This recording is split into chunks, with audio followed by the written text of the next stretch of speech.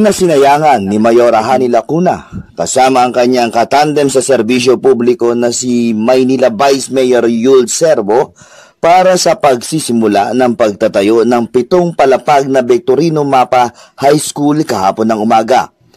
Sa tulong at suporta naman ni Congressman Benny Abante ay ganap ng masisimulan ang isa lamang sa mga proyektong pinagtuunan ng butihing mayora ng lungsod ng Maynila na talagang malaking tulong sa mga kabataan na Manileño. Layunin ni Mayora Hani Lacuna na mas mapabuti ang kalidad ng edukasyon pagdating sa pagtuturo at mas hasain ang husay ng mga estudyante ng Maynila gamit ang dekalidad at bagong silid-aralan na kanilang magagamit pagkatapos nitong maipatayo. Nagpaabot naman ng pasasalamat si Mayora Hani Lacuna sa mga barangay at komunidad na kanyang naging katuwang para sa patuloy na pag-aalaga sa mga kabataan ng Manileño at ang pagbabantay sa kanilang pag-aaral.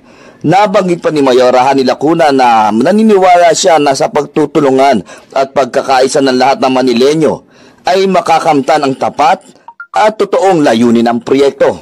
Partner, oo. Isang maiksing presentación ang ginawa natin, partner, no, para pagkilala naman siyempre, no. Di po sa lingid po sa kalaman ng lahat, no, ito si Dr.